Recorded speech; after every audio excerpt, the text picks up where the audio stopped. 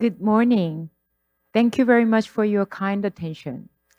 Let me start the second day of the International Conference on Participatory Approaches to World Heritage 2024.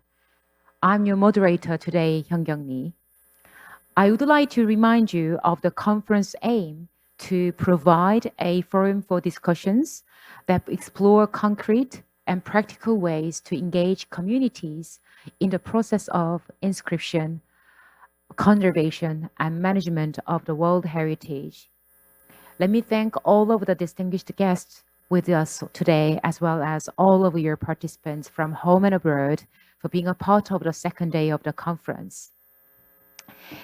May I invite Luisa De Marco, ICOMOS World Heritage Advisor from ICOMOS International Secretariat, to chair session D, Participatory Approaches in the Field. Please welcome her to the stage with a big round of applause. The floor is yours, Luisa.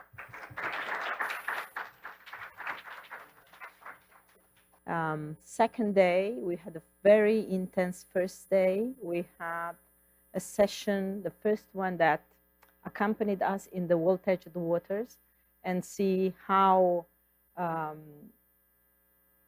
the mechanism works or not. We had a very good example of how indigenous peoples have come together to make their voice heard in the International Forum of the Convention. We had a very interesting session about how bodies, NGOs work, both at the field level, but with an eye at a more general panorama. We had a third session, which concluded yesterday, on other sectors, what is their experience in participatory approaches, not necessarily linked to heritage. And today, we are hearing voices from the field. And we have three presenters. I will invite first our colleague John Zulu from the World Heritage Monument, from the World Heritage Fund.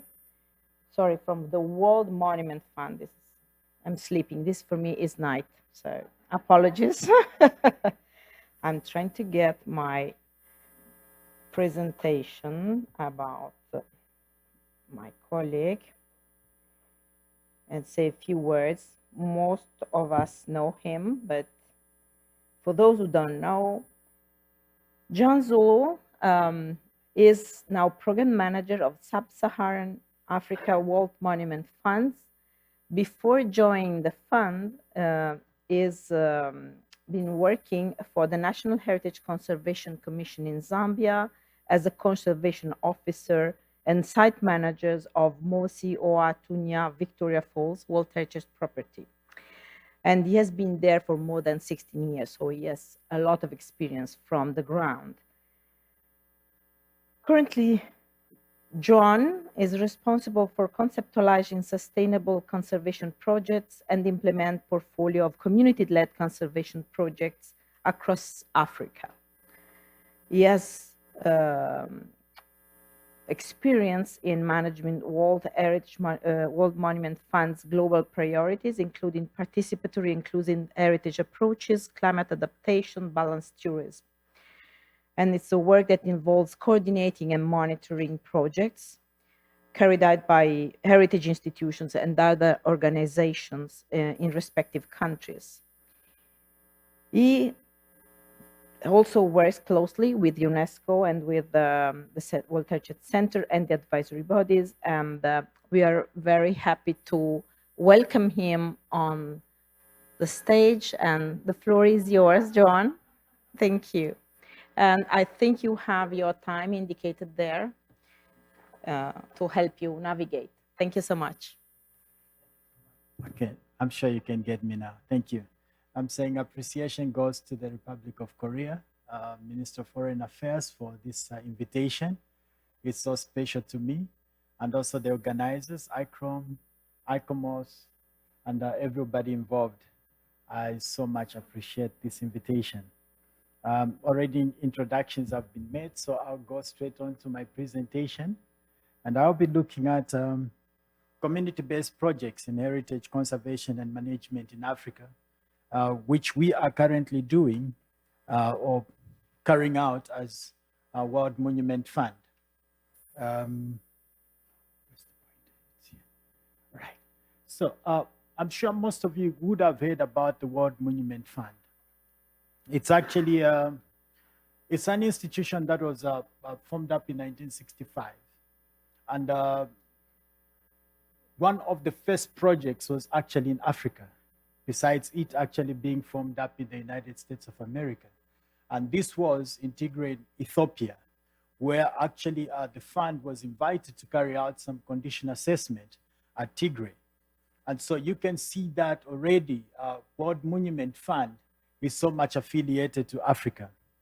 And since 1998, close to about $8 million has been poured out in various projects, conservation projects, rehabilitation, restoration projects have been conducted on the continent of Africa. And as a continent, you may well know that we have about 47 countries with about 1.2 billion people, and with diverse kinds of cultures and practices which are quite challenging to conserve and manage. But however, in a small bit, we are trying as much as we can as World Monument Fund to be able to spread out our mega resources in order to be able to manage these precious heritage. Now, what you can see in the blue dots there, those are actually projects that we've been able to carry out through what we call the Watch program. And this is a program that I'd like to encourage all of you to take time to actually look into and be able to apply for funding to be able to carry out special projects in your various countries. And those in red there, those are some of the sites that we are yet to go to and actually perform some works. Those in purple, also already we have been able to look into them. So this just the pie chart here, it gives you just a synopsis of how we are faring. It's a bit concerning because some of the countries are not doing as much as we think they should be doing in terms of giving or writing proposals, because we know each and every country has got unique heritage. But I think the problem or the challenge that we are facing is that certain countries are not coming forth in putting up quality proposals for us to step in and be able to give aid in conserving their heritage.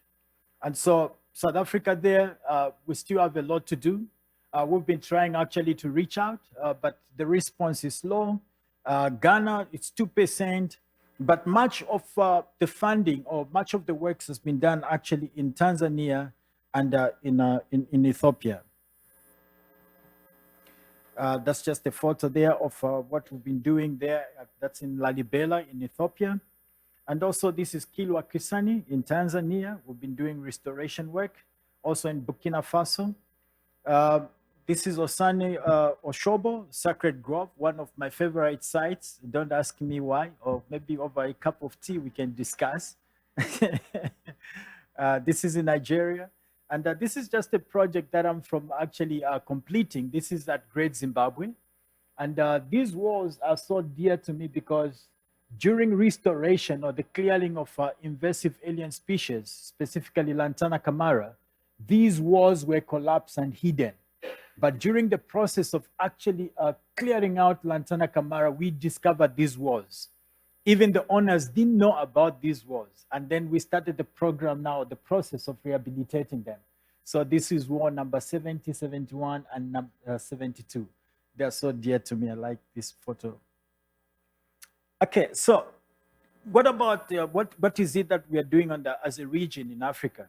So we're mainly focusing on trying to build up a stable and sustainable presence of the World Monument Fund, which is not really heard of on the continent of Africa. So we're trying to put up some strategic countries which we can be able to establish ourselves and through them spread the information about World Monument Fund. And also we are looking at strategic themes in carrying out certain projects or a number of projects such as in climate change, economic development, the Black Atlantic slave route, and also the African modernism.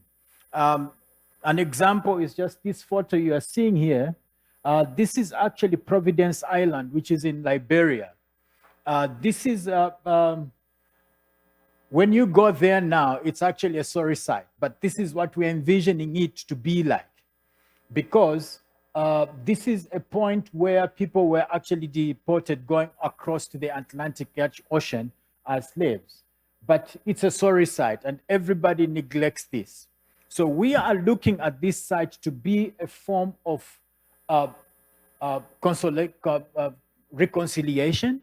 Now, when I say conciliation, it's conciliation amongst people themselves, because people in Liberia, they hate their past, and they hate actually the elderly because they feel they have been let down. These are mostly the youths, and these are what they're saying. So we are trying to recreate this park to be a place where people can come together, perform arts, which can be able to bring the message mainly of the youths about their identity as Liberians. Number 3 there, we're looking at a capacity building. That's what we are doing. Okay, sorry. Now, what are the base community projects we're doing in Africa? So number 1 there, I'll talk about mainly 2 because I'm not going through all of them due to time. But number 1, I would like to talk about the Asante traditional buildings, which are located in Kumasi in Ghana. Kumasi was actually a capital of the Asante Kingdom.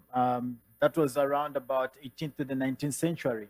It was one of the most well-established kingdoms in the West African region. There are actually 10 to 11 shrines, which are still standing today as remnants or testimony of this great kingdom, which was actually overthrown around about 1874 by the British. But today, these are the only remnants which are actually still standing. The Asante, sorry, Sarah, I'm not talking about, sorry. So these buildings, there were actually shrines where, you know, the elderly people were able to go in and perform rituals in order to connect to the spiritual realm. And all these, they're actually filled with symbolisms, which are actually on the walls. And today, what we're looking at mainly is actually restoring some of these structures. This is just a map to show you where this, where we are actually working. This is a typical one. This is actually has got a grass thatched, but most of them have got iron roof structures. Now, the action became necessary because of the impact of adverse climate change or conditions, neglect and vandalism. Most of them, they're not even being used today. I only visited one, which is actually still being used by, you know, the spiritists, I should say. People were still able to perform, you know, some rituals and connect to the spiritual world and be able to give what the spiritual or what the ancestors are saying to the people. And also changing social and religious factors. So much of Christianity is coming through, and so people are trying to neglect also their culture. Deliberate action of vandalism by community members. So those are some of the issues that we're actually facing. So what are we doing? Replacing of damaged structures, structural components, designing and mounting interpretation of materials, and also community involvement or participation in conservation works. These are some of the typical, actually, of what you see today of the structures. And so this is what we're doing, involving the youths, involving school parties, and we engage actually specialists, those who are able to work with earthen material in reconstruction of the structures themselves. And so that's Dakota Jakia, that's one of the sites there. Secondly, I want to talk about Kutamaku, which is actually a site which is located in Benin. Actually, it's a transboundary site between Benin and Togo. And so that's the map there. Amazingly, I think this is one of the issues that we need to be also discussing about as heritage professionals, because much of this site actually is in Togo. And the other smaller part is in Benin. Benin declared this as a World Heritage Site. But in Togo, it's not a World Heritage Site. So you can see the complexities now of managing such a beautiful landscape. For us, we look at it as one. But now when it comes to management issues on the ground, it becomes a little bit of a challenge. So Kutamaku, it's a landscape in the northeastern part of Togo, neighboring Benin, as I mentioned, and it's actually occupied by the Batamari people. They construct these unique mud towers or houses, which are known as takintas.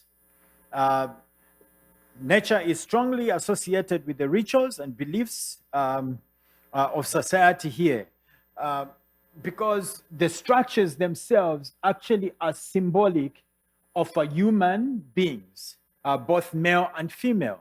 And so if you are to look at them closely, you find that there are certain elements which are representative of a male figure and also of a female figure. And down there, this should be a pointer. Oh, okay, sure. Down here, these are actually spiritual objects, I should say, mediums where they're able to worship and speak to their ancestors. And so these are some of the unique structures that we find in this landscape. Now, due to climate change and the usage and time, there is huge deterioration on these structures.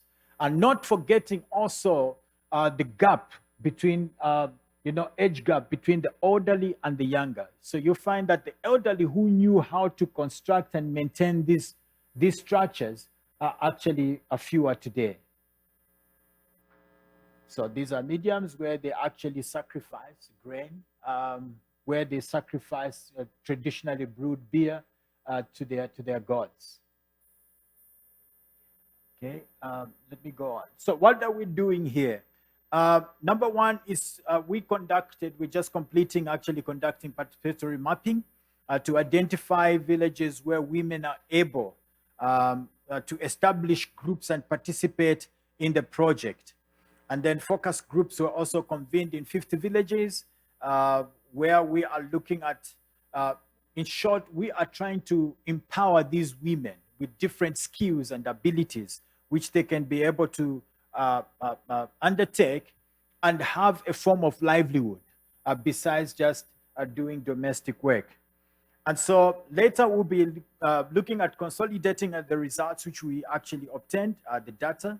And then from there, we'll be able to identify potential businesses for these women which they can be able to invest in as women. And as you can see the photo there, that's a lady that we're able to teach on how to use certain applications in terms of business and writing and data and things like that.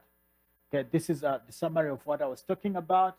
And also when it comes to promoting micro-entrepreneurship, I talked about this, but mainly it's actually training these women on how to conserve, these buildings. And we are looking at both traditional and conventional knowledge and putting it together. What they're applying there is cow dung. My time is up. But also, while we're looking at what we're doing also is education, workshop at local schools, where we're teaching these people about the importance of a World Heritage, what is a World Heritage Site, and how to conserve and preserve it. And these are the youths, how they're taught how to be able to mix earthen clay itself and use in the construction of these buildings. Thank you so much.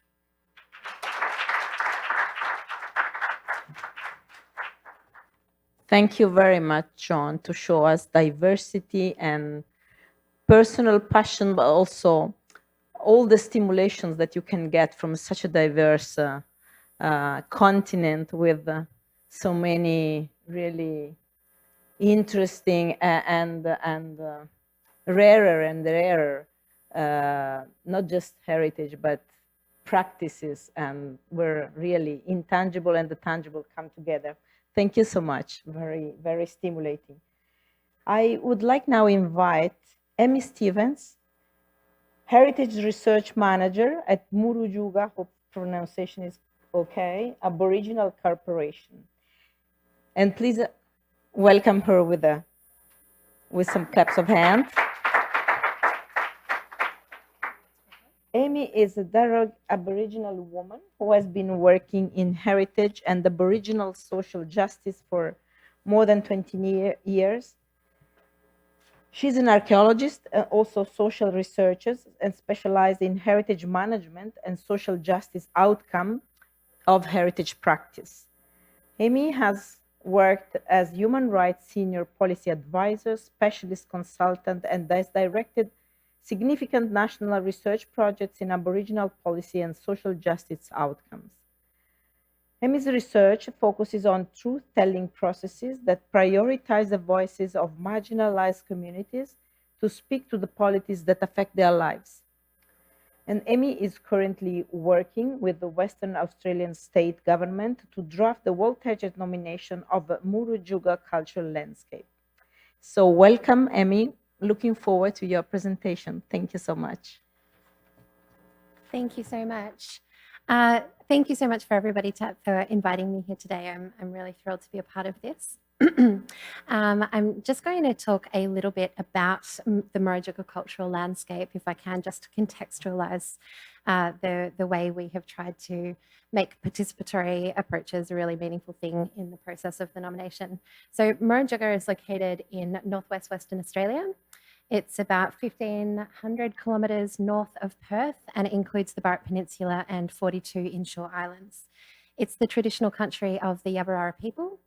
And the Yaburara people, alongside neighbouring groups, the Matadonia, Nalama, Yindjibarndi and Wangatu people, now come together to care for this country under the auspice of the Murujuga Aboriginal Corporation, which is who I work for.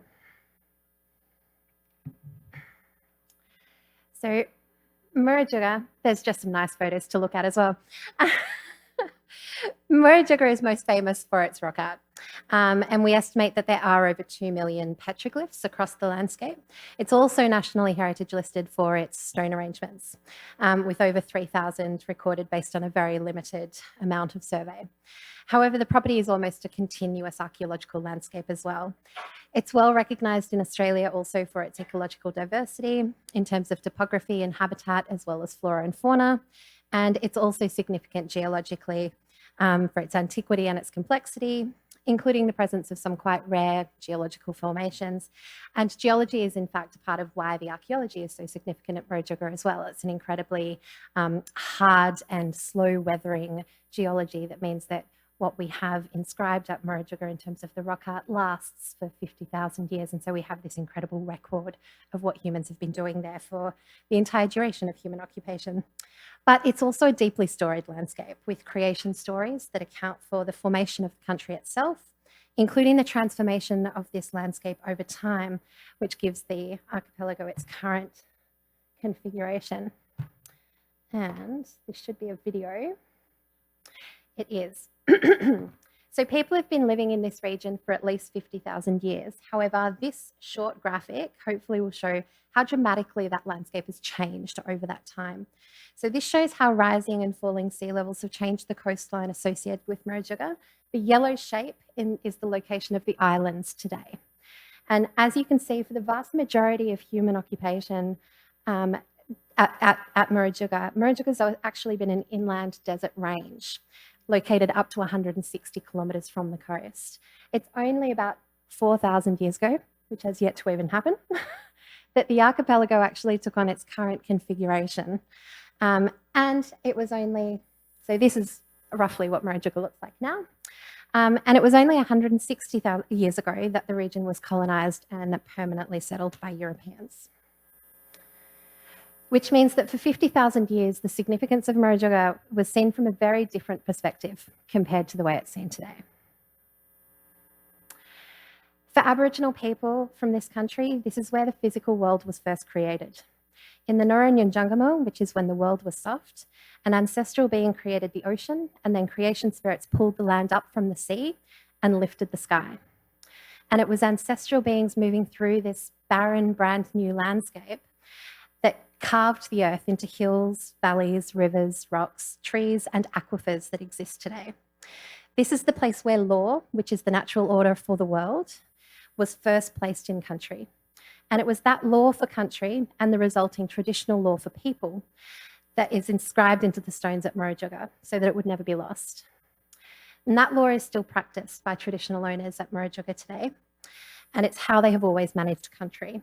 At the heart of law, which is conveyed in Australia through songs, creation stories, and ceremony, is actually an extraordinarily complex understanding of country and how everything within it interacts, including people.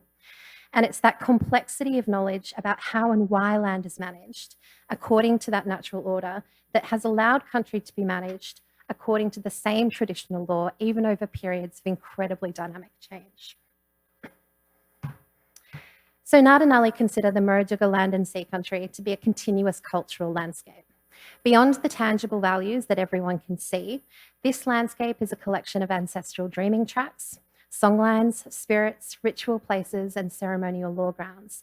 It's a record of the very creation of the world, and it's a record of how our ancestors have lived and cared for that world over thousands of generations. So the nomination of Murujuga has really focused on how we represent that story and how we ensure that the nomination captures that knowledge and land management and law, and particularly the dynamism that is at the heart of that law.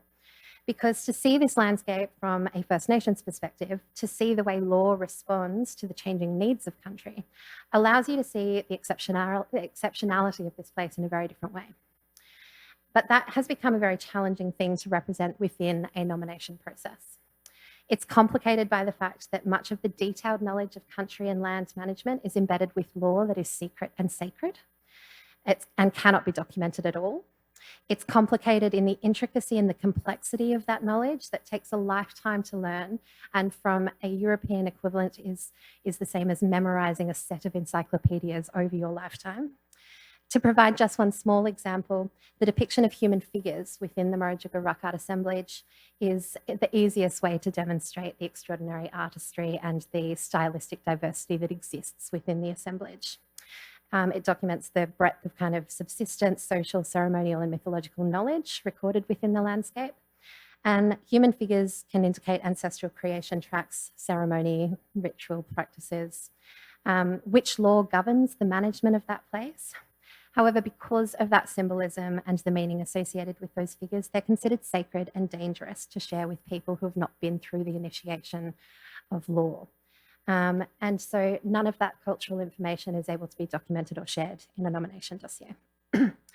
The process is also complicated by the artificial separation of nature, culture, tangible, intangible, because despite a broad understanding that these are inseparable, the reality is that heritage protection mechanisms are still heavily focused on tangible values and the management of things, as has been said already, and even in places where and processes where intangible values are recognised, most of our legislative and protective instruments are still heavily focused on tying those intangible places, on intangible values to a place in the landscape so that it can be protected. And this is exacerbated again when we look at demonstrating management then of a holistic landscape within the context of Australian government agencies in particular that manage those elements separately. National parks are managed one way, national heritage places are managed another. Where risks to natural values are considered separately to risks to natural values, and always by mainstream assessment instruments, which means that the expertise of First Nations people who genuinely see the country and the culture as an inseparable single unit is often overlooked as a part of that assessment process. And that's certainly not to say that you can't do it, because Aboriginal people in Australia are nothing if not experts at working within imperfect systems. And so it does mean, though, that a large part of the Murujuga nomination process has focused on how we embed that expertise and self-determination within a complex patchwork of management that is going to protect Murujuga's future according to traditional owner expectations and not just the expectations of existing regimes. Because the reality is, if we don't actually address these issues from the very beginning as a part of the nomination process, then World Heritage has the potential to become a risk for Aboriginal people more than a benefit, especially in places where traditional owners have managed to negotiate joint management or some element of decision-making over their country. World Heritage has the potential to impose a management regime that actually serves to undermine the role that they have in managing that country. The documentation and the compilation of a list of attributes that contribute to specific value under defined criteria, whilst being an understandably necessary part of a nomination process, provides a unique risk within the context of a living cultural tradition that is at least in part defined by its adaptability to change. The identification of specific KPIs by which we manage and monitor those values according to international protective instruments, in a worst case scenario for Aboriginal people, documents a list of things that are important from an Aboriginal perspective and then provides a mechanism to take management away from them and put it in the hands of somebody else. The existing National Heritage List listing over Murujuga, for example, it provides statutory protection primarily for the rock art and the stone arrangements, without any specific regard for the traditional law that give those things meaning.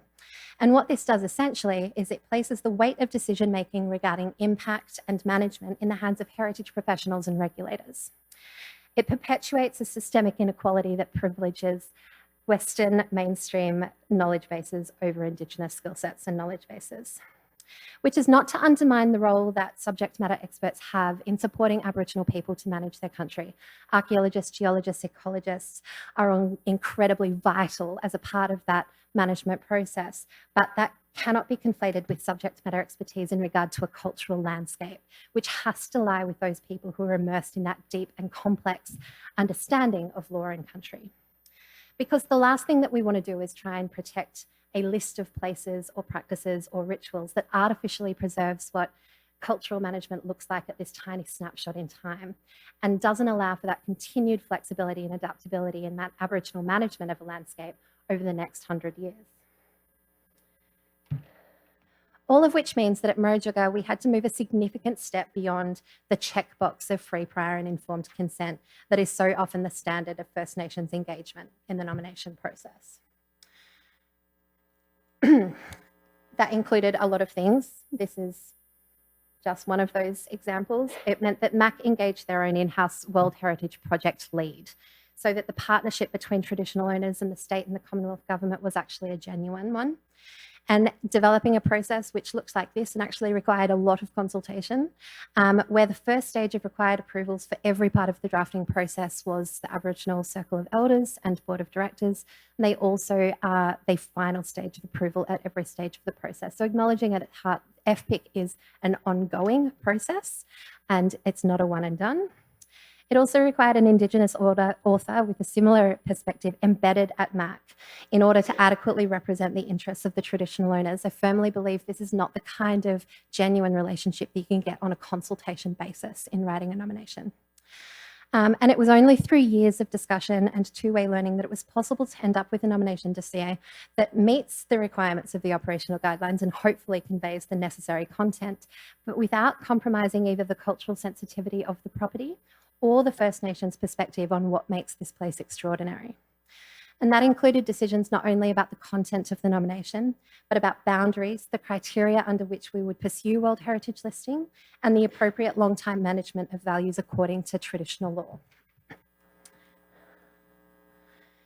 And ultimately, in order to mitigate the potential risk that's been identified at the core of the nomination, we attempted to convey the significance of Aboriginal knowledge, agency and decision-making as a critical attribute that contributed to the value of the property, not as an intangible value in and of itself, but as an intangible aspect that gives meaning to a tangible list of attributes.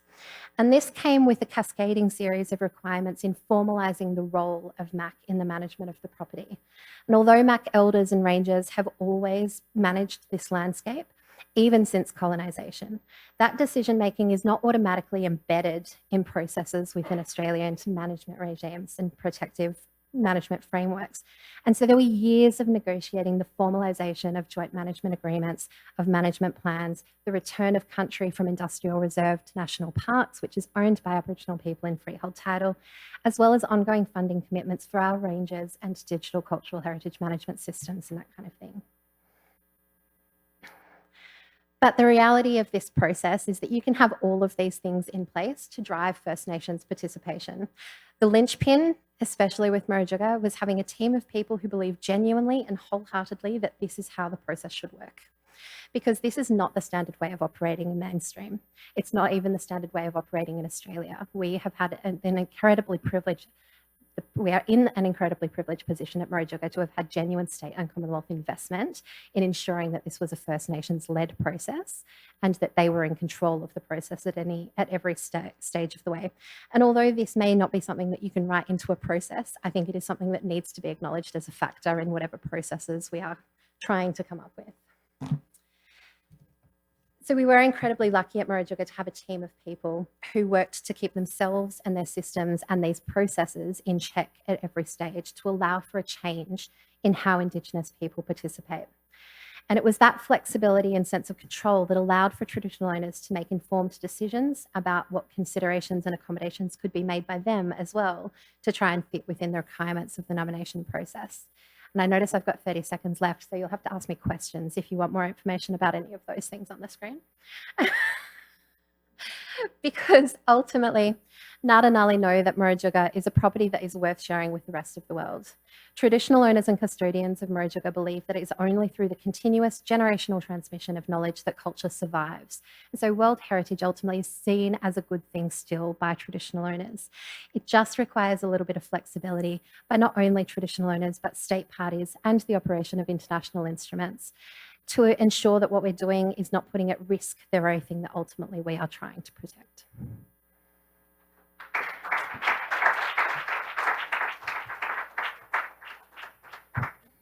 Thank you very much, Amy. I think you have already touched upon some of the challenges and some of the questions that we would like to discuss with you later on.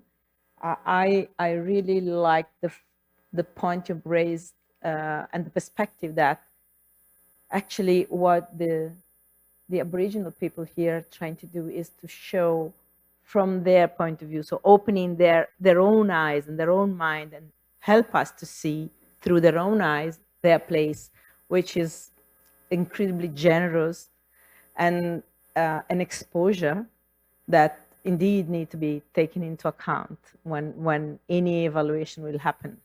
So I think it's very illuminating the way you have presented. And last but not least, I would very much like to invite Chu Mei Wang, Associate Professor at Graduate Institute of Building and Planning, National Taiwan University. Please greet our colleague.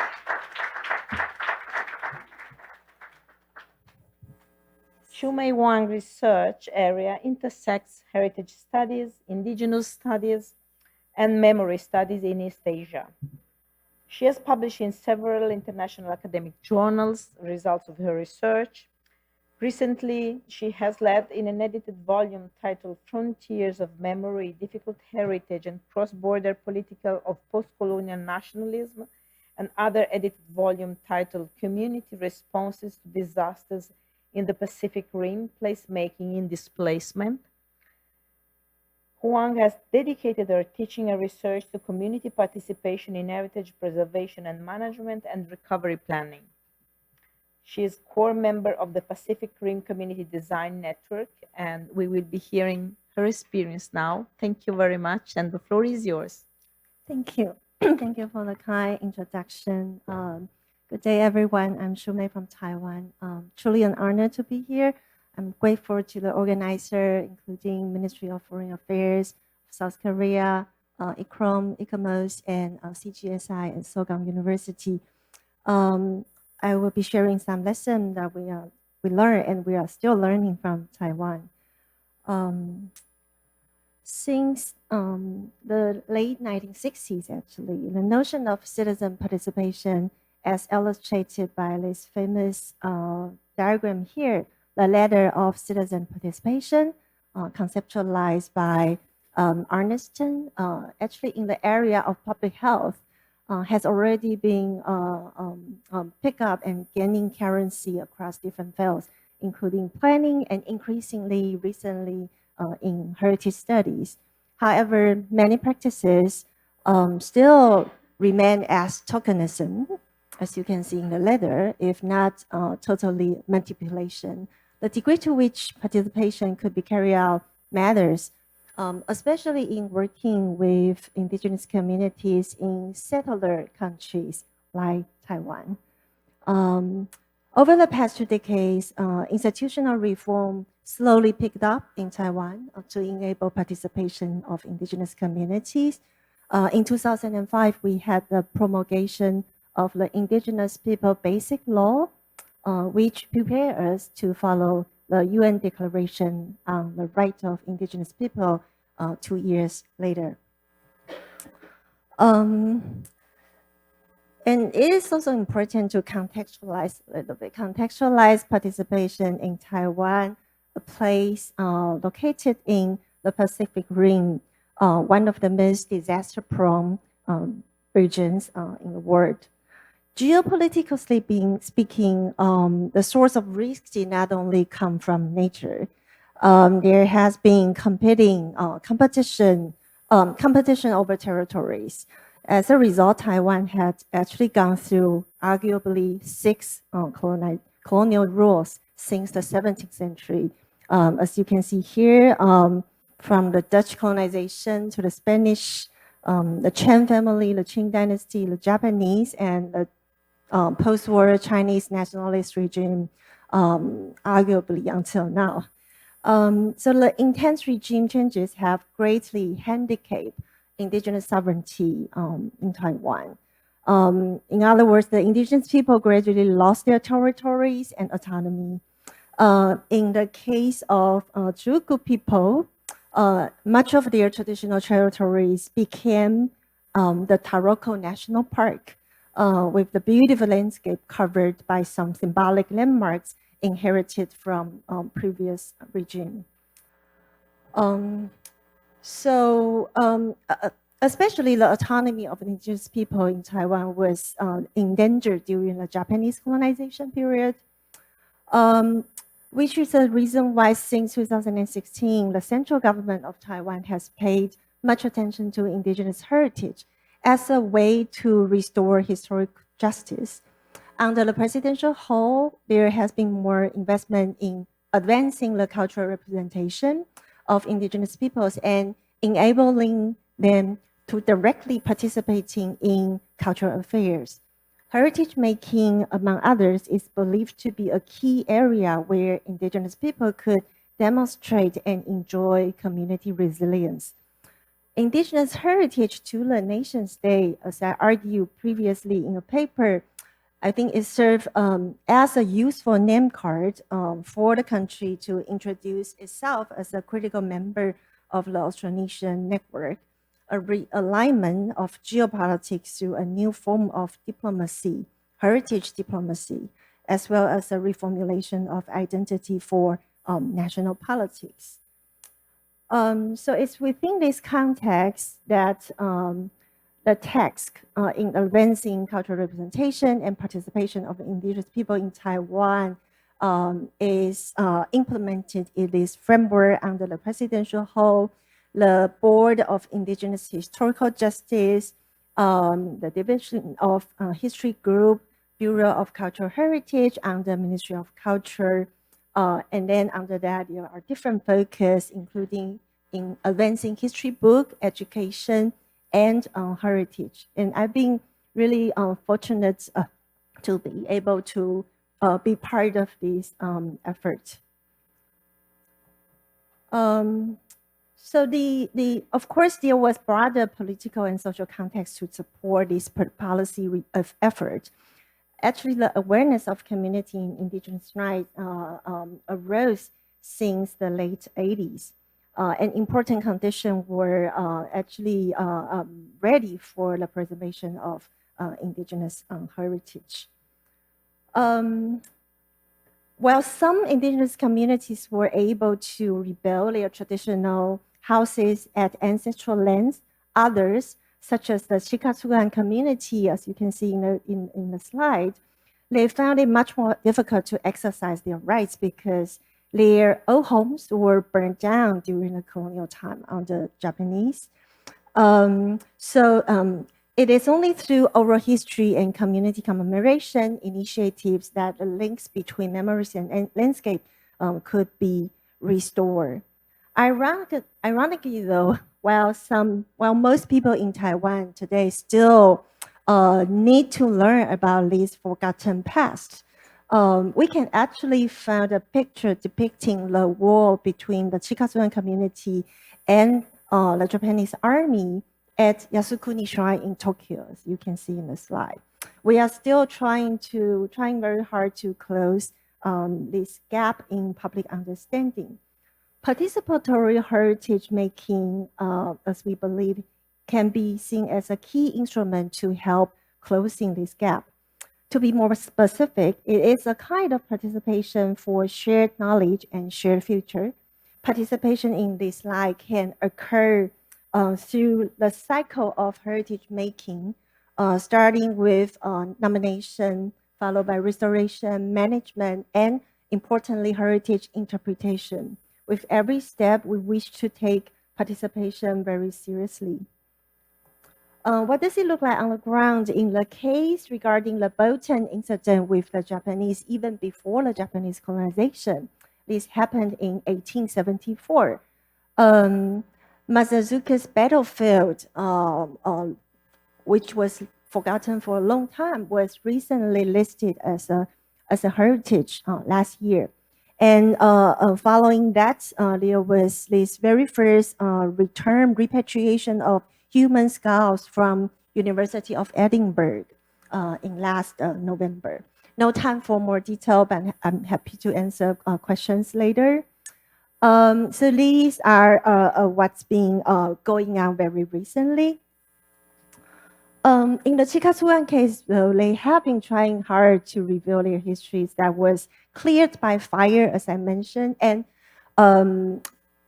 were still covered by the Yoshino village, a village built by the Japanese to accommodate farmers, Japanese farmers from Yoshino-gen. Some of the remains of the village are still there. So what's been going on is that the communities are trying hard to reinterpret the Japanese remains on the ground from their perspective. So I actually got my title, Here We Are Together, from their saying in their own language, O Chikatsuan Gami, which I think actually echoes the message Amy made in the end of her presentation. And this is actually, like constantly I see what they are really focusing on in their growing interest in heritage making. In other cases, participation was featured in terms of restoration. And in this case of Kutabugam, it was actually the first listed indigenous heritage in Taiwan, and it was recently included in the watch list of World Monument Found in 2016. In this case, the community, they involved themselves in evaluation, planning, and most importantly, rebuilding the stone slab houses. Participation can also occur in management, such as the case, this Paiwan case. Participation can also take shape in annual commemoration walks, such as the Chikatsuan case. As I mentioned earlier, there were no ancient houses for them to protect to begin with. But with the annual visit, they revisited the landscape. They lay a stone to pay respect to their ancestor and to register their remembering. A mound has been formed as an informal monument by the river, as you can see in the slide. With these various steps, the indigenous communities are actively moving toward co-knowledge production, more than just participating in the process led by the state. For the Chikatsuan community, the point is more about reuniting the dispersed indigenous communities and relearning the history and retelling the history to the public, and even including the former colonizer community. What happened last month in February is that actually the Chikatsuan community, the woman you can see in the slide, she was actually touring a group of college students from the University of Tokyo thanks to Tomoko Ako Lear. So these show you the potential of heritage interpretation that I think we are not paying enough attention.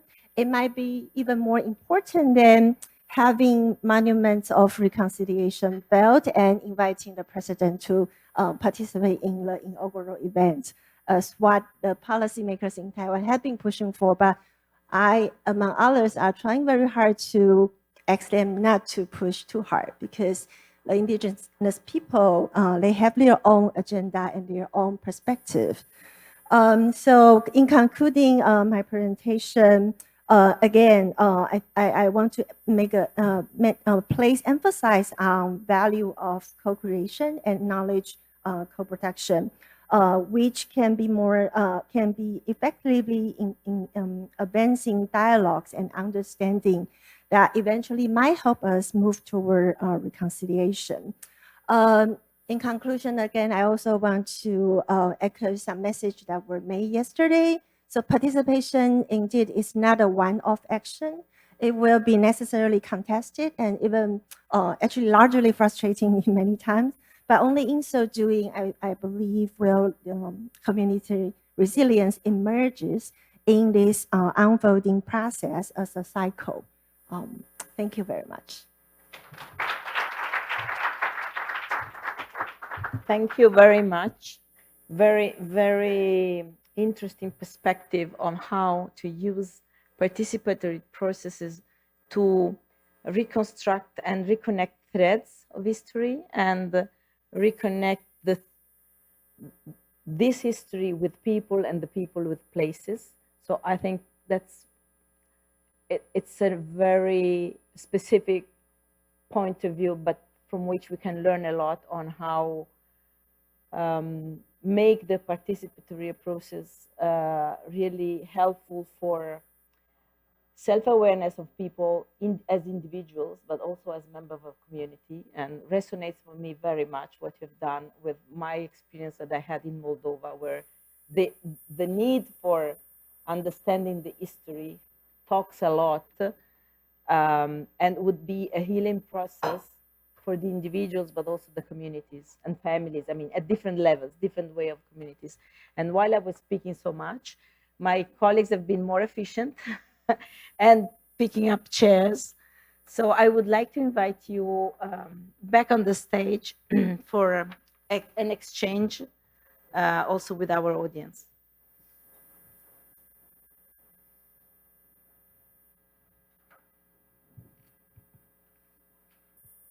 So thank you very much. It's a very diverse range of presentations and topics that have been proposed to our reflection. I have prepared a few questions. And then I would also like to invite the audience to make their own question. I'm just breaking the ice with one of mine.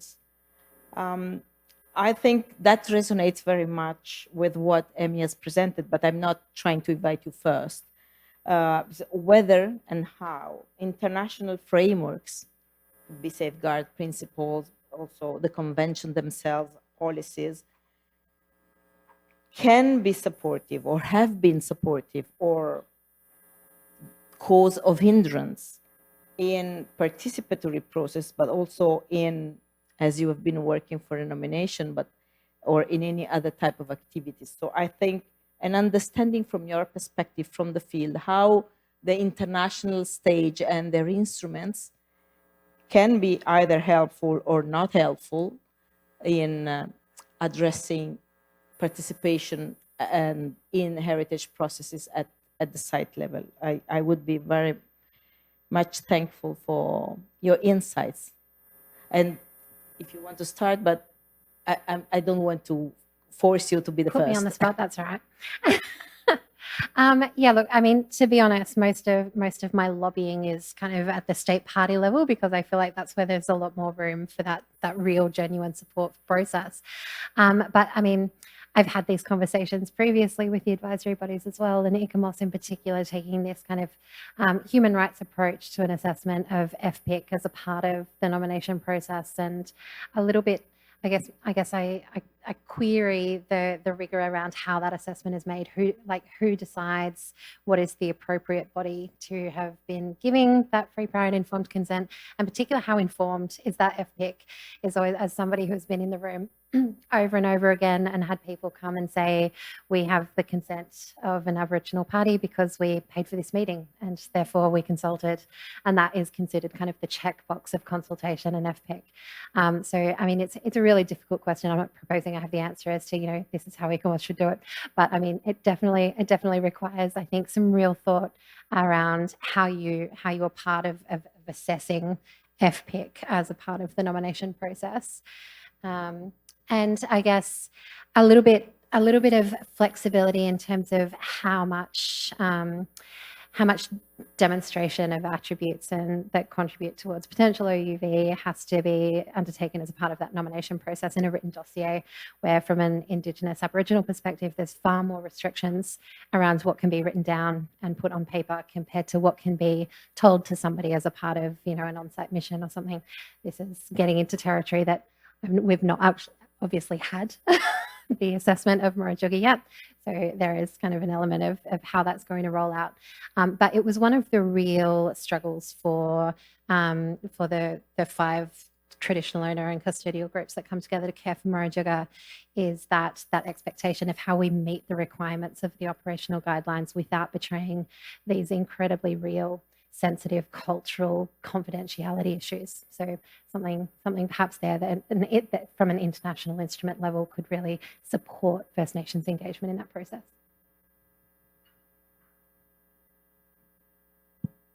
Much you have given already concrete food for thought and concrete issues to think around. Any insight from the other 2 colleagues? On the African continent, this concept of the notion of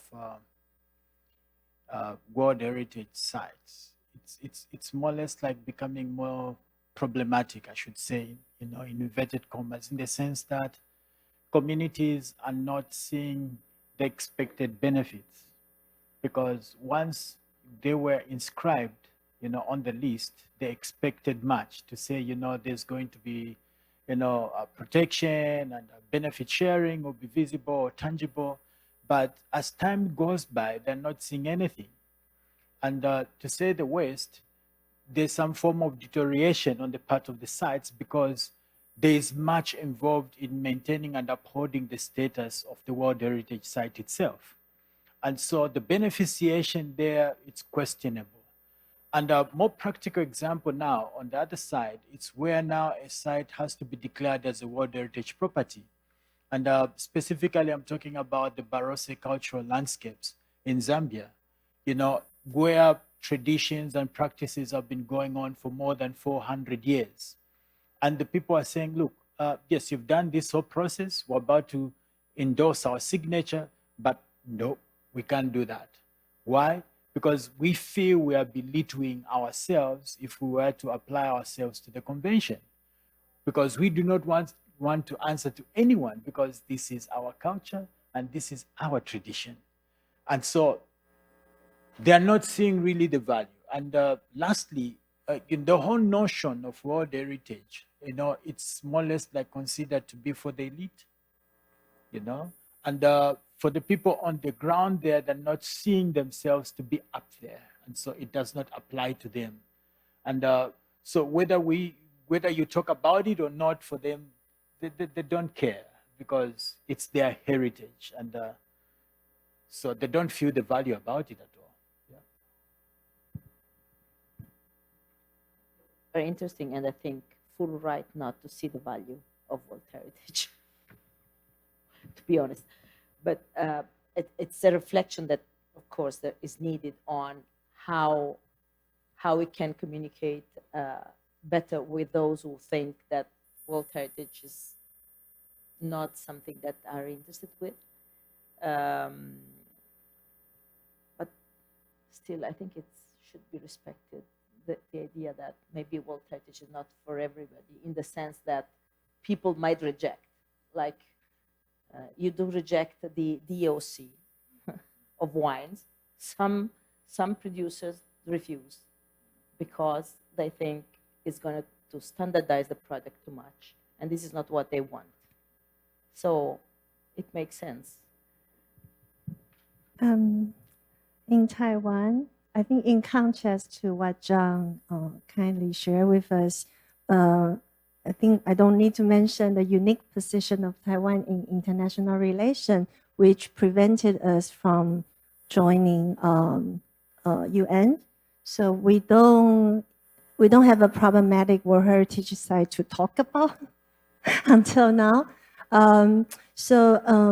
However, it has, I think, all the charters, all the principles, all the meeting minutes, they are all highly regarded in Taiwan as very important references. Actually, starting from 2 decades ago, roughly in 2002, there was an effort of making a list of potential World Heritage Sites in Taiwan. And it was from that time that we in Taiwan realized that what's being listed as heritage in Taiwan are mostly heritage of Chinese settlers or heritage of Japanese colonization. So that's actually a really important context that encourage this growing attention to indigenous heritage making. And in recent years, about 5 years ago, we are now having new act on implementation of listing indigenous heritage. And according to that act, one half of the committee member needs to be indigenous members themselves. So I think these are really important, genuine effort. But we also are facing challenges, not really being able to find enough indigenous heritage experts to be on board. So that also brings up new challenges for us to work on.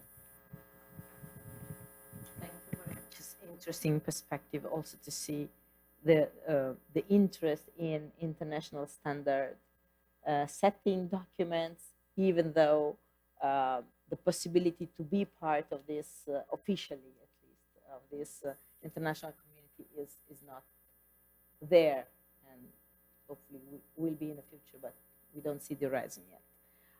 I would like to invite questions from the floor, just because I think the diversity and also a reflection through the previous session can help. It's a little bit longer today, the possibility to engage. So I really would like to invite people from the floor with comments, reflections. Please, Daniela. Hi, thank you for those inspiring presentations.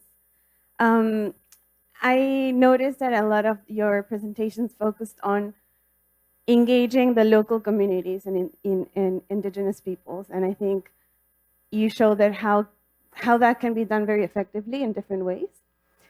But I also think that participation is also about engaging different sectors at the same time and building a dialogue between sectors that are normally not talking to each other.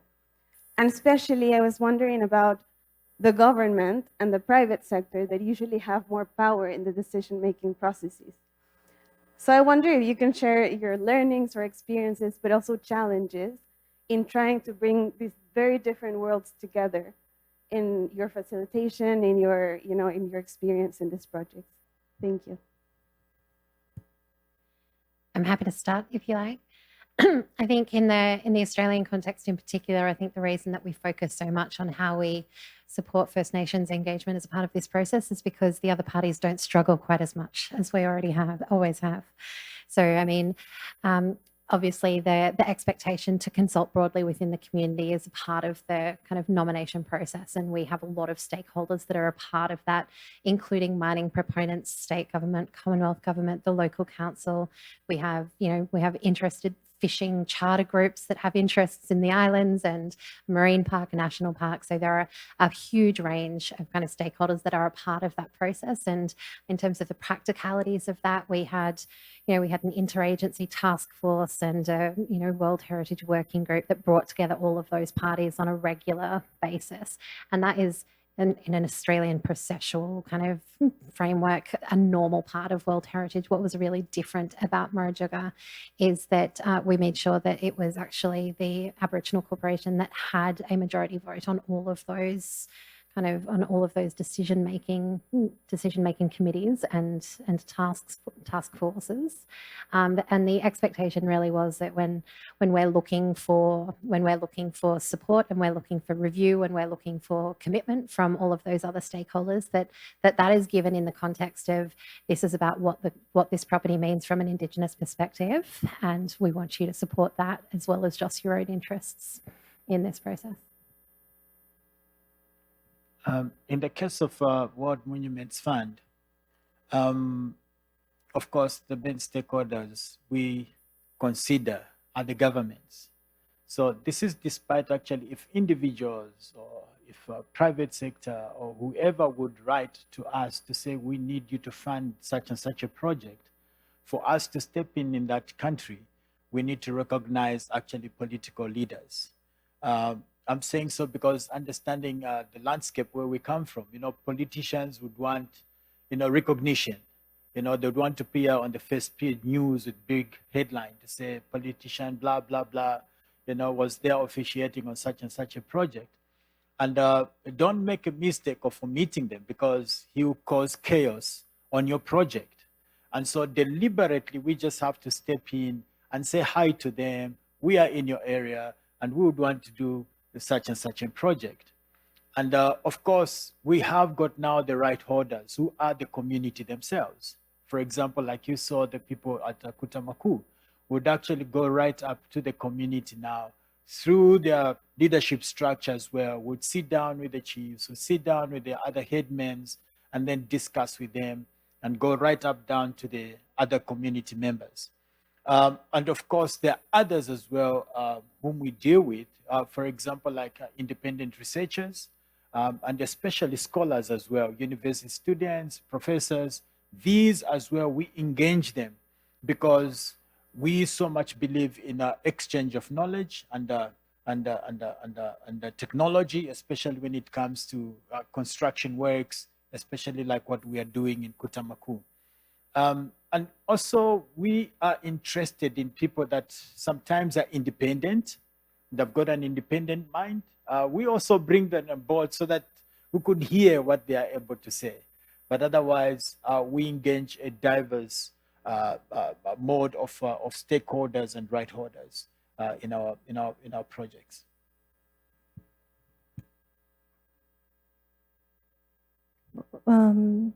Well, first I want to echo John. Indeed, one of the main texts is that politicians desire for recognition, especially when they are concluding their terms, like what we are having in Taiwan. So, and actually, I don't think the president herself is demanding this, but all the policymakers and higher up officers, they are trying to staging something for her. So the repatriation case from Edinburgh is actually one of them. It's of course very important and it's a milestone, but in fact, the indigenous community are not ready yet. They are eager to know who they are. I mean, those who were killed by the Japanese and then through some American surgeon, British surgeon, the skulls ended up in Edinburgh. They really need more time to understand what happened, to be really like truly welcoming this. But our government pushed for it, and this is something that you cannot see from the headlines.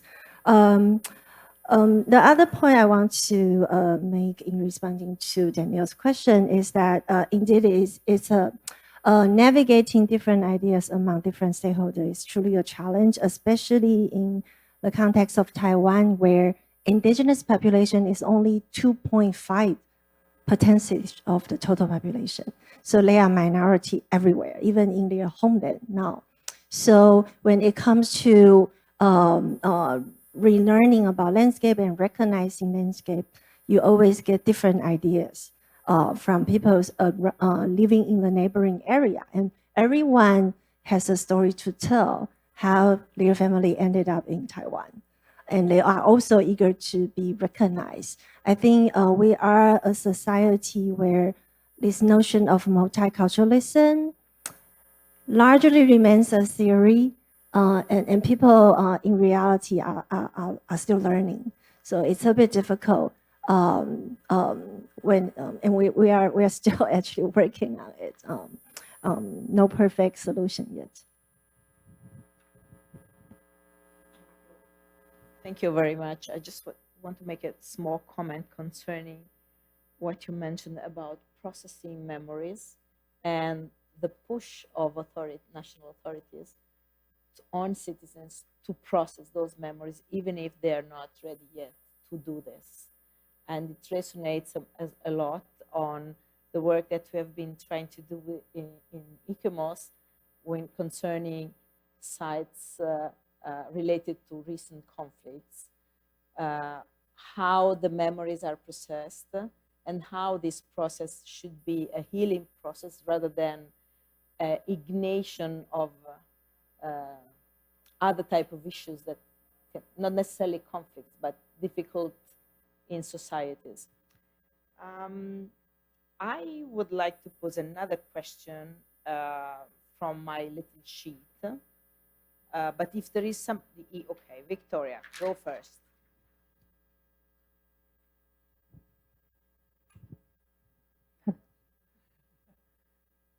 Hello. Thank you. It's been super interesting. I was very much taken by the words of John about the community saying, well, what's in it for us? And why should we relinquish our heritage to share it with someone that maybe you don't think has any rights to this? And if we think about and I don't know anything about the World Heritage process, but if we think about the ladder and we think about consultation, what's there in the middle? Yeah. How much is the World Heritage process willing to enter into a partnership for management? Because at the end, who's the owner of that heritage and who wants to keep control on it? And I guess if we come over here once again in a sort of very colonializing way of saying, we will keep it for you, is what is disturbing people, and it's lacking respect, which is a basic principle of participatory processes. I would very much like to hear a little bit about what's your thoughts about that. Thank you. Thank you. And and I think Amy also had a similar scenario.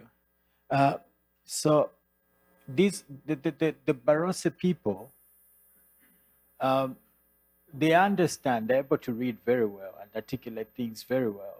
And actually their king was educated in England and all his children. So it's not that they don't understand, they do understand. But I think the issue comes on now when it comes to, you know, the notion of World Heritage, them being enlisted there. You know, it's where they feel, okay, we'll be enlisted and we'll be a World Heritage site. Everybody will have access, you know, to this site, and they'll be able to interact with us. So why should they come and interact with us? Because the whole cultural landscape, it's a sacred site. Okay, it's filled with mounds, which are all sacred, burial sites, which are scattered all across the landscape. And so everybody who is in that, allow me to use the term society because they've got one mindset, one language, okay, one belief system. And so if we bring these people inside, then it's more or less like we are going to affect the sacredness of this landscape. And so for them, that is the main issue, you know, because the whole entire cultural landscape is sacred. And so for them to have this now elevated to a status of a World Heritage Site. Everybody will come in and see and be able to be free to move to and fro, not only admiring the landscape, but also conduct research, do writings. And then they say, wait, this is ours. But anyone can freely come, but not putting it on that list. And I'll tell you what, this is, I think, the third time actually we are attempting. We did the first dossier, okay? We actually submitted it. And I think they just said, wait. Who told you to submit that thing? But meanwhile, we went through the whole entire process, talk about stakeholder consultation, community consultation, writing, and even the appending of signatures. They did append. And it went there, and then they said, who told you? Okay, and that thing had to be withdrawn, the dossier. And we took a bit of time. Again, we went through the same process. At the end of it, whereby we're about to sign, they said, nope. Again, the third time now, this year, okay, February, we're supposed to submit. No, who told you we want to be on that? So, yeah, it may seem, it's tick and tat, Mickey Mouse, but I feel it's something that has to be taken seriously and seriously researched on to say, why are people then saying or standing on this viewpoint of not wanting to be enlisted? Because you tick all the criteria, all the boxes you're able to tick. It's there, but why?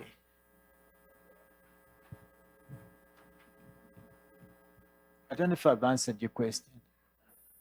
I think, Victoria's question is also a question for us in how we interpret the role, both of the advisory bodies and part of the international community in this discourse.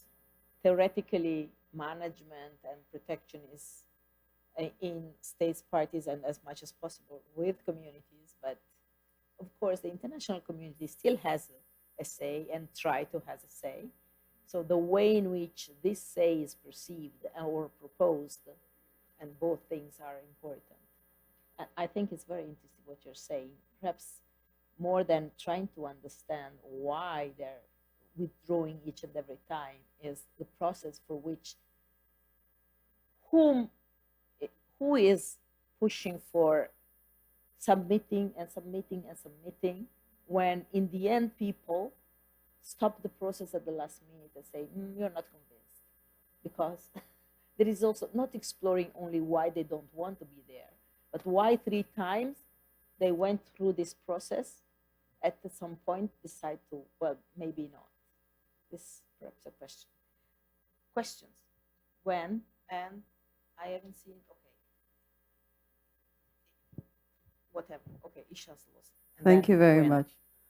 John, I think the example you just showed us is also about a participatory approach, right? Ultimately, it's about listening to the people. But my question also goes to Amy regarding, you raised the point about the sacred and the secret. How much of that can you disclose under the World Heritage situation? At the World Bank, under our standard on cultural heritage, it's the only one of our standards that has a clause on confidentiality, which is that sensitive information cannot be disclosed if it is going to put at risk the integrity of the cultural heritage and also the persons disclosing the information. So I wonder how you navigated that in the preparation of your nomination dossier. Thank you. It was one of the more difficult complexities to get around as an author, I have to say. Part of that is that we did actually submit a completely separate appendix to the main nomination, which included a lot of images that are not are not culturally appropriate to be viewed by the public, and we have requested that that be kept confidential, that it's only ever seen by examiners, and that it's not ever made a public part of the nomination. And we separated that into a separate kind of volume in an attempt to make that an easier process from the World Heritage Centre level, because obviously there is the expectation that a nomination becomes a public document. And to be honest, we are really just requesting that that is respected as a part of this process. It's not actually written into the process, that an allowance for that is not actually written into the process. And when it comes to the nomination itself, I mean, we had to try and go as high level as we could without losing the kind of, you know, the value that we were proposing is present within the property, and kind of explaining the world that we were working within, rather than the specifics of the cultural knowledge that was a part of what manages this country. And I mean, it is simply a fact that information can often be presented in a more culturally sensitive manner in person, when you have that kind of that two-way kind of conversation happening, where you can clarify exactly what is confidential and what it's not, and how people can what people can do with that information. And so there is more flexibility in an in-person conversation than there is in something on paper that can then be taken and misconstrued or misunderstood in a different context. But yeah, it was extraordinarily complex. And the thing is, this is exactly why we've ended up with a national heritage listing the way it looks, which is a protection of rock art and stone arrangements, because that's very easy. It's very easy to protect. It's much more difficult to protect kind of values that are culturally sensitive and difficult to explain to somebody who's not immersed in that culture.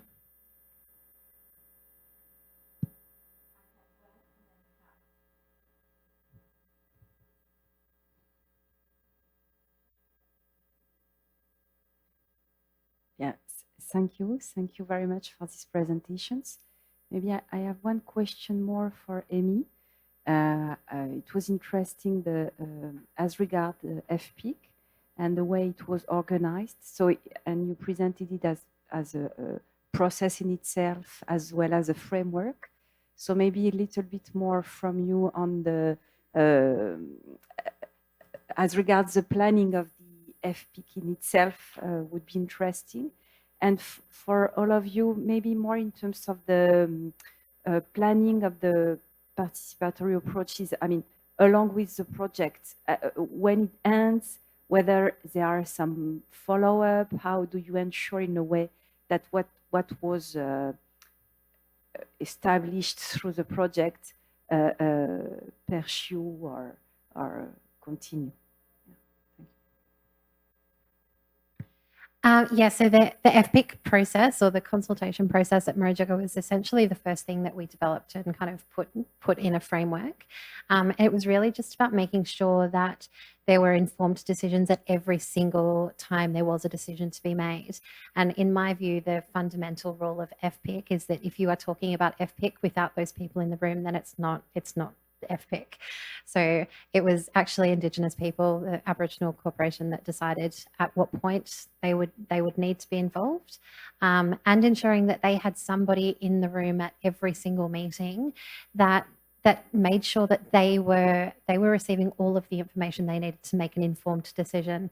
And that, to be honest, comes down to this is the risk of going ahead with the World Heritage nomination versus the risk of not going ahead with the World Heritage nomination. And part of the complexity from a framework level, where we're working within kind of state and Commonwealth government kind of institutions where they have always held the power in these processes, is it meant we needed to be really clear with those players from the very beginning that this requires a step back. This requires you actually handing over an element of power over this process to somebody else, because this is not just a checkbox, and this is not, we do not want a tokenistic consent process or participatory process through Murujuga. And it meant down to, I mean, obviously in Australia, a World Heritage nomination ultimately goes through cabinet approval process before it's submitted by the minister. And it was a really awkward letter to write to the cabinet saying, of course, we want your support, but we're not really welcoming feedback on content. So it really was a learning process for everybody involved. And as I said during my presentation, it really did mean that every single person involved in that process had to accept at every stage, the answer may not be what we want or what we expect, and that has to be okay. And so from the very beginning, we have drafted a nomination with the understanding that at the 11th hour, the board may well decide that this is not what they want to do anymore, and that has to be a perfectly acceptable answer. And it has also meant that that we have been able to leverage that process, though, in a way that I think previous nominations haven't really been able to do so, because there is this vested interest from the state and the Commonwealth in this in Murujuga being World Heritage listed, and so it has allowed Indigenous people to say, well, if this is the process that we're going through, then we need to make sure it works for us, and it means we want this joint management that you always talk about written into the agreement, please. You say there's going to be no more industrial development on Murujuga. We'd like that in writing from the State Solicitor's Office, please. So it's allowed them to leverage the nomination process in a way that is arguably of as much value as World Heritage nomination itself. How do we manage participatory engagement approaches? Classic example I'll give is that of the Great Zimbabwe, a project which we just closed off recently, officially, but still going on. Number one, we saw that capacity, for the management team was quite limited. And so what did we do? Number one, we engaged elderly village people, to be involved in the clearing and control of invasive alien species. So we actually selected people from different villages, and we trained them, in understanding what are any invasive alien species and how to control them. And then thereafter, we engaged them in the site to do the clearing process. So even as they went back home, in their village, they were able to say, oh, this is an invasive alien species, or that is an invasive alien species. They were able also to call them by name. And so we saw that there was a great enlightenment to the people. And besides just being employed to clear invasive alien species, they were able to frequent the site to check on what they were doing. So on that, we were able to tick the box. Secondly, we engaged the leadership, the chiefs, because Great Zimbabwe is actually surrounded by 4 chiefs. And I remember interviewing one of them and asked him a question to say, you use Great Zimbabwe as a sacred site, but why don't you actually participate with your people in conservation works? Okay, they have got communal land which they cultivate and grow food, and they more or less like share to those who do not have. Then I asked the question, why don't you get involved? So in that engagement, he was able to say, wow, I never thought of that. So I'll be telling my villagers, instead of going to the communal field, we'll be going to the site now to do work. And I realized to say sometimes it's all about information sharing with the communities. They don't know that they are supposed to participate, in conserving and managing their heritage. It's because of this line that we have artificially drawn to say, this is a national monument, so don't just come into it. Or this is a World Heritage Site, don't step into it. The do's and the don'ts are more or less like more pronounced, but these are people who should be able to walk in and say, okay, I've come to pick litter, clear the site. It's part of that. And thirdly, it's that of capacity building in terms of universities and colleges and junior schools. It's where we deliberately engage them in understanding how to be able to document stone walls, okay, how to conserve stone walls, and so on and so forth. And these university students who are doing archaeology and anthropology, they were so excited because it was the first time to engage, more or less like hands-on, how to do the measurements, how to document, and how to label the stones, and later on how to do the reconstruction, like that what I showed you. They were so excited and jumping up and down to say, wow, we've done it like our ancestors did it. And so it's actually, I think, being deliberate about it all, by identifying different groups who can be able to be, who can add actually value to a site. And so that is what we are doing in most of these sites. So we actually go right up to the community and engage them in the conservation of their heritage. That was a really important question about how can we follow up after the project was ended. In the case of the Chikatsuan community that I was directly involved, it was ended last May. The funding was from the central government. However, I think due to the capacity gain throughout the project, the indigenous community themselves, they managed to get additional funding from local government after the project was ended. So continuously, they managed to get some resources to support themselves. And last October, they were even being invited to University of Washington in Seattle. So I was not there. The indigenous young people, they were in Seattle sharing with folks in the Burke Museum at UW. So I think these are possibility and strengths that they could have. But it's not necessarily true that every indigenous community can really pick up that quickly. So I do think more resources from different, on different scale, from different providers would be important. I also really echo what John was talking about, engaging schools and university. It might be a bit challenging for indigenous members to quickly become heritage expert institutionally speaking. They know a lot. It just requires time for them to navigate the institutions. But there are already quite a few indigenous educators on the ground. So I found it really effective if you engage them.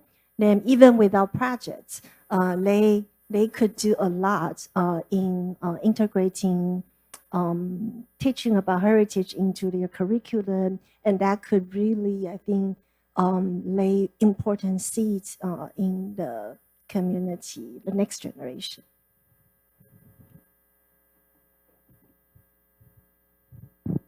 Thank you very much for your three wonderful presentation, also discussions. I learned a lot. And actually, you already answered part of my questions, but I just take heart and then bravely give you two more questions.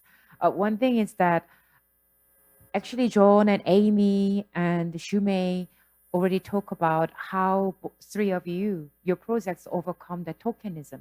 But I'm also working in the heritage, and I really concerned about that many countries might have suffered from the tokenism regarding participatory approaches to heritage sites and world heritage. So I'd like to listen more, because three of you might have encountered a kinds of tokenism between community and state parties or local governments. So please share some more examples how you break through that tokenism and move towards the actual participation with the community, connecting with the governments and the local governments. And the second point is that Amy and Shumei said it's like we are together, and then so it's like we is very important words in the participatory approaches to world heritage. But I'd like to, yes, it's like therefore, somehow we just more focus on new stakeholder, like indigenous people and also local community, but somehow the broader range of the citizens who are not directly engaged in that property, little bit isolated to understanding and also decision making in the processes. So public understanding might be the very important sector to making a shared heritage. So I just wondering how your experience also what your experience is, that to make an effort to how your new voices can be heard to the public. So that is my two questions. Thank you. I'm going to start with the easiest part of that first.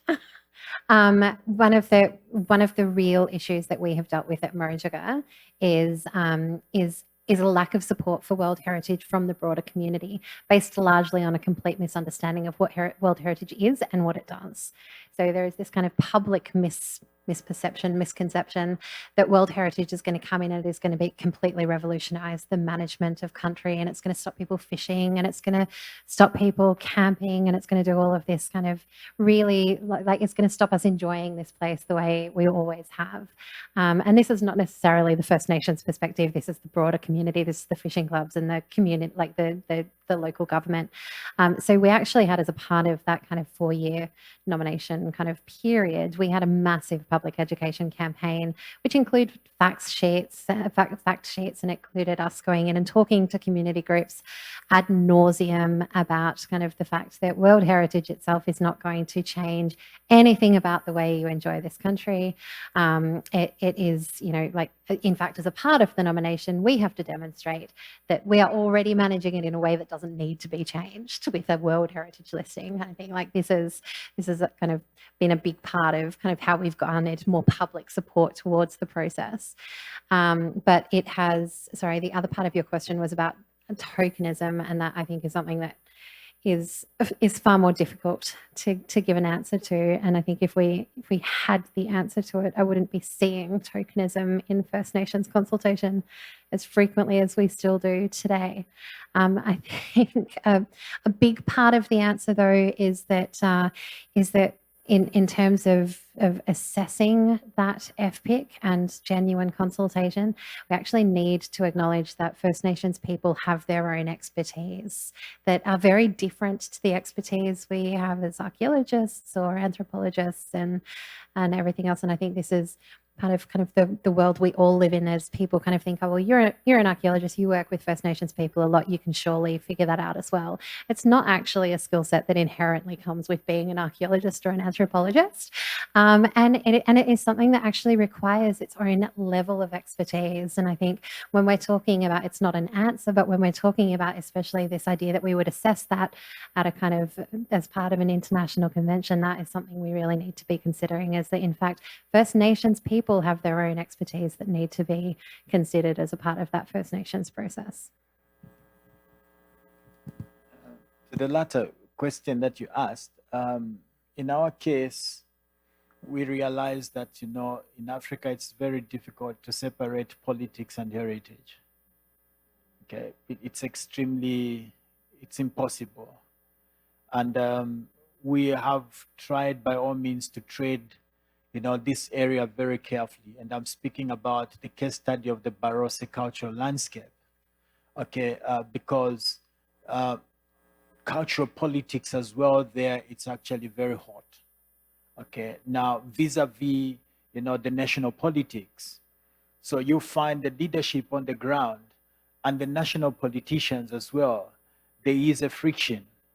So we are trying by all means to go or to crawl on our bellies so that the bullets don't get to us, you know, as heritage politicians, practitioners.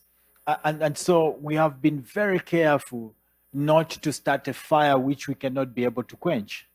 Okay, I think this is a very, like I mentioned, it's a very complex, you know, scenario. And so we are trying by all means to say, okay, fine, let's listen to what, you know, the local people will say, and let's present it to the national leaders and vis-a-vis. Okay, and so while we know the benefits, okay, of inscription itself, we know that, you know, this site can tick all the boxes, but we are still very careful not to start a fire that we cannot be able to quench. I think we are trading, you know, with all prudence, I should say.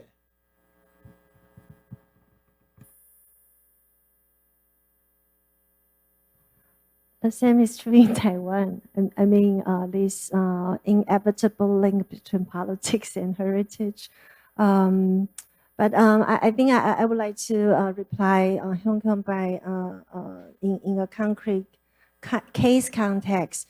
Again, the case of Chikasuan community. If we carry out public meetings and workshops as required by the funding program, then we might just need to fulfill particular number of participants as legitimate participant workshop.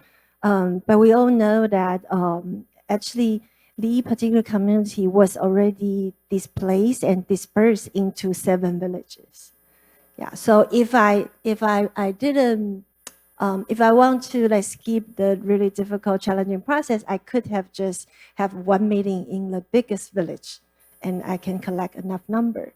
But I didn't do that, of course. So instead, I went to the 7. Our team went to the 7 village, talked to them respectively, and then discussed with them whether or not we can organize some meetings together between several villages.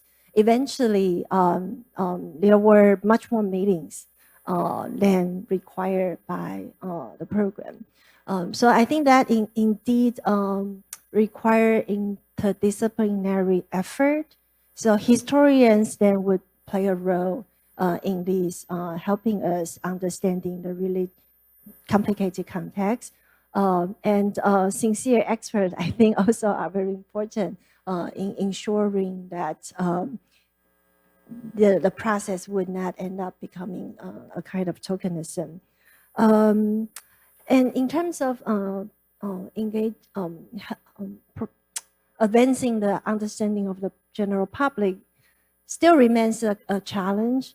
But we do find in Taiwan, I think popular culture does help. So increasingly in recent years, there are some indigenous singers or indigenous filmmakers, and if they can manage to connect their work with the work we are doing, it helps a lot in promoting the appreciation beyond indigenous circle. Yeah, it's slowly starting. I wish to see more effort in this.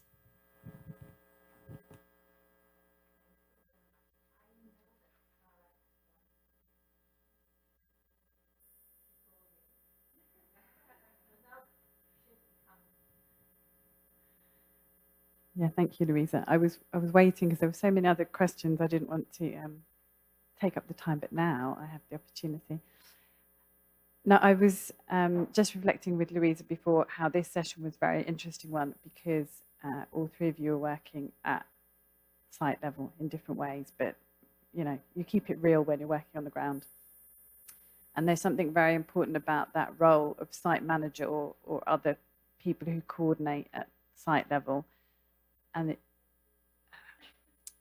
it feels like that's a very key role between the international obligations and the community, and people on the ground, heritage people on the ground, are holding those relationships and often feeling the fire.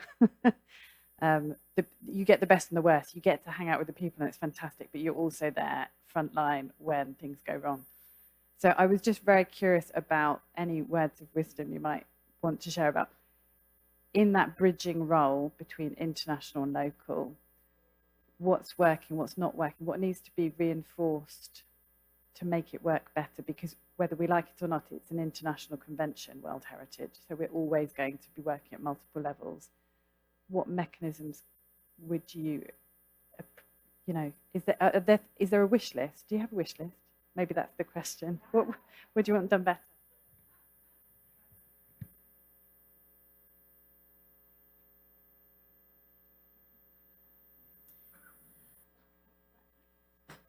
That's a difficult one. I'm not really sure how to answer it, to be honest. Yes, at many levels.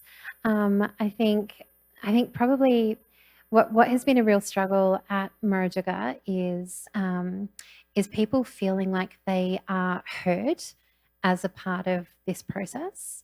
And that has taken kind of many different guises over the last 4 years. I mean, part of it is just coming to terms with the fact that we are working within this international kind of instrument, and a part of that is just reconciliation of if this is you don't have to have World Heritage. Like, that's not a requirement for this property. If that's what you want, there is a level of compromise that needs to be made, and it means that we do need to acknowledge that there are these processes and these steps that we do need to go through. But there is an element of feeling, I think, from traditional owners that when they have legitimate concerns about the way those processes have to happen, and how that really actually imposes on kind of cultural sensitivities and confidentialities, that they often don't feel heard. Like, well, how do we get around that? Is there another mechanism? And I think there is that, like, you know, all those steps in between what they are asking and an answer. And as you say, the slow moving ship, and, you know, we can talk about different processes, but might be 10 years before we can kind of see something that responds to what you're asking. That's challenging, I guess, to be the middleman on the ground. And I think at a much more kind of personal level for the Murujuga traditional owners, I mean, as you have said, World Heritage is such a political kind of tool, and it's a political tool that's used by everybody that wants a platform to talk about what's important to them. And so I think traditional owners at Murujuga in particular have felt that World Heritage is being used as a weapon by people who are not even involved in this process. But I mean, you know, it's conflated with elections and the climate crisis and environmental concerns. And so I think we feel a lot of the time people, traditional owners, feel like people are speaking for them, and they're using cultural heritage of Murujuga as this big weapon out in the media, and they're not consulted. They're not actually given any voice as a part of this process. Big international kind of environmental campaigns are saying, you know, like, you know, Murujuga is, you know, is going to be destroyed if you approve this, or if you don't change this process, or if you know. And so I think that kind of is, that again is just an example of how people feel like they're not being heard, and in fact approaching the World Heritage stage with a property like Murujuga actually just really dramatically increases the risk for it to be kind of taken from them and used as a weapon in all sorts of ways. I don't know if that answered your question is all. I went off on a tangent, sorry. Interesting question. Sitting in the remote parts of Africa, especially working with World Monuments Fund, my wish list is we need to broaden up the scope of heritage management today, in that it needs to more or less like going back to people-centered approaches, but improving the livelihoods of the people. You know, that should be one of the key elements of heritage.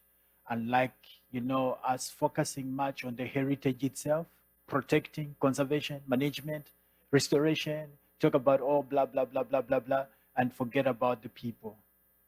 But it should be about the people, I feel. Now we should actually put the people in front and see how we can be able to improve their livelihood, you know, and in improving their livelihood, then we know that their heritage will be also conserved and managed. And this comes in various ways, because in areas people are so hungry. What do? And then we come to them, oh, there's a convention, you know, and they have not eaten. We need to put you on the World Heritage list. They'll not hear us, you know, but I feel heritage is a powerful tool which we can be able to say, you are able to improve your livelihood, you know, if we uphold this heritage and these values that are embedded in your landscape. And I feel that is one thing that we need to more or less like rethink and, you know, repackage and put it up there, you know, in communities. And when they see that, when we improve their livelihood through heritage, then heritage will be managed and conserved effectively. I'm not a site manager, so I can only share briefly from what I learned from, for example, site managers of the Kuchampugan village, the stone lab houses that's included by watch list of World Monument Fund. Those beautiful houses would not sustain even after thorough restoration without people living in the houses, taking care of the houses, because the wooden beam, the lumber, would deteriorate quickly if nobody was living there. So on that point, I again echo what John was saying. How can we better connect livelihood with heritage preservation? It requires more effort to. Yeah, I echo with you. We might want to, and with what Ratish shared with us yesterday, infrastructure like toilets, renewable energy might be necessary as part of the heritage package, so that there will be more incentive for the indigenous community to come back and willing to stay and take care of those houses. Still, until today, it remains as an ideal, but it's quite difficult because most job opportunities are only available in the cities. So what can they do by staying in the houses? It remains as a challenge, but slowly, I think we are picking up that issue in Taiwan. Sorry, I was actually just going to add something. I was kind of talking around my point while I was trying to find it a little bit earlier, but I think given an extra minute to think about it, I just wanted to clarify that I think what is really at the heart of that issue of not feeling heard is feeling like it is Indigenous First Nations kind of expertise and skill sets that are not valued as a part of kind of the World Heritage process, and kind of feeling like you are trying to convince experts in heritage and experts in nature and experts in process and experts in policy of something that you know to be true as a First Nations person. And I think there really needs to be some understanding that we need people who are experts in kind of First Nations priorities and skill sets as a part of this process to ensure that people feel a little bit more heard.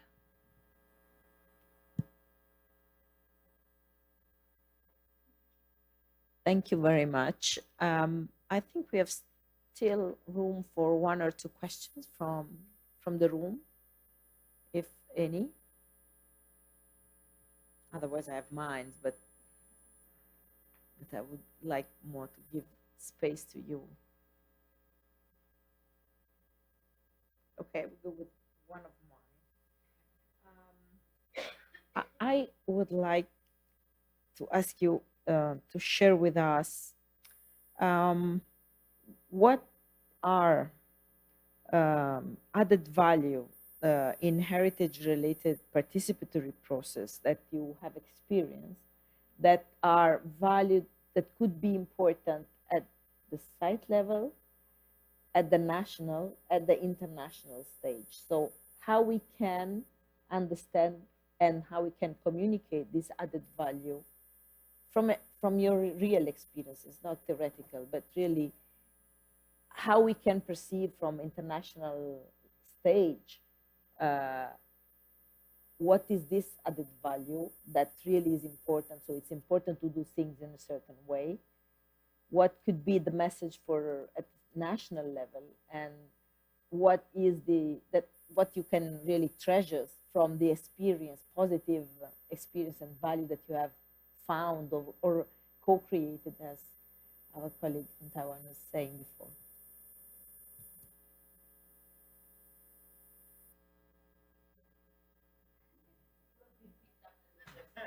Yeah, that's right. Just be prepared for me to come back to a thought a minute later, though.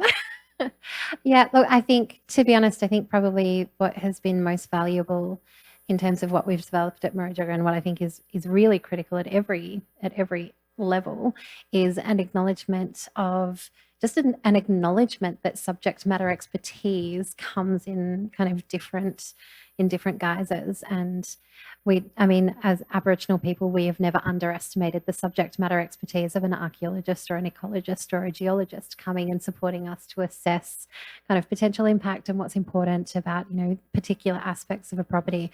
But it has to come with that simultaneous acknowledgement that Indigenous people have subject matter expertise in a cultural landscape, and that is their expertise, that they see things holistically in a way that you don't when you try and separate the geology from the archaeology, from the ecology, from the, you know, the geomorphology of a place. I mean, these are genuine skill sets and a genuine understanding of how all of that is interconnected that needs to be really kind of understood and appreciated as a part of the process. And I think we have amazing relationships with archaeologists and geologists and everybody at Murujuga, and we have what I think is approaching genuine two-way learning.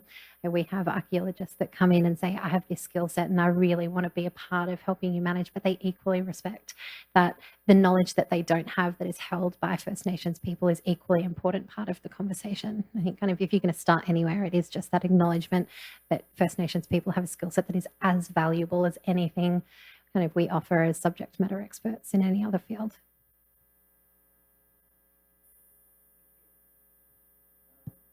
In my case, there was when I visited the Providence Island in Liberia. As you may know, this was a country which was devastated by civil war. And on Providence Island, I was interviewing one young man. And, you know, we were having a conversation, and we were telling him about, you know, the prospects about restoring, you know, the Providence Island. And I wanted to get views from him. And he became so emotional that it also affected my emotions. That, you know, you could literally see tears in his eyes and say, you know what, I want to be Liberian. I want to be Liberian. You know, and so I felt to say, wow. So you see, this vehicle itself is able to restore identity.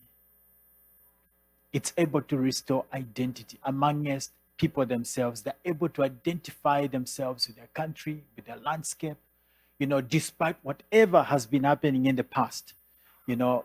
And so that is one area that I felt as heritage. And it has happened as well, just as in Kutamaku, you are able to see women dancing and ululating, you know, as they're doing restoration, their own restoration work, not an expert coming from whichever university, but their own restoration.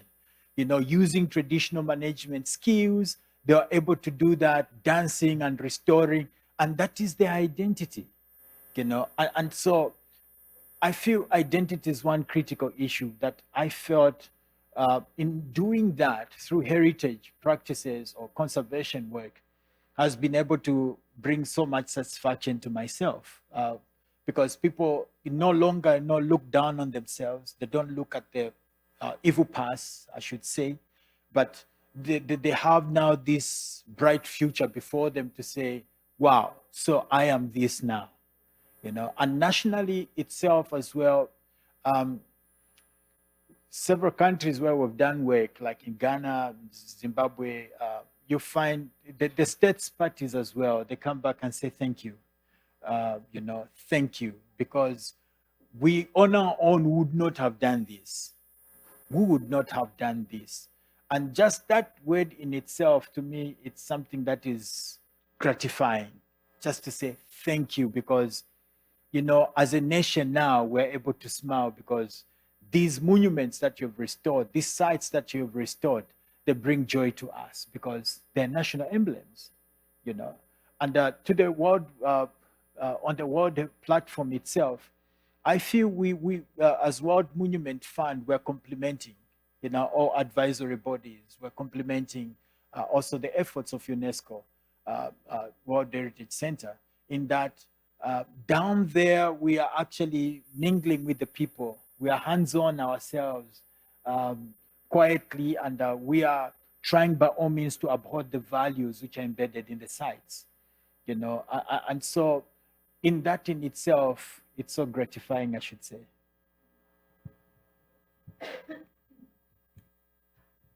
I think environmental justice might be an added value in heritage making. Without recognizing indigenous heritage in places, it's very likely, and it happened already in lots of places around the world. We have inadequate urbanization, sprawling, because we didn't get a chance to recognize the important indigenous places in there. But through heritage making, there is an opportunity to allow us to review this process of urbanization. And in some rare cases in Taiwan, it's already happening. And they all had to do with restoring water sources. And in this particular case, I was truly impressed by the indigenous community telling me that, for 2 decades, they were not able to be connected with a particular water god, Dagui. But this year, they found out that he's back. He's back here.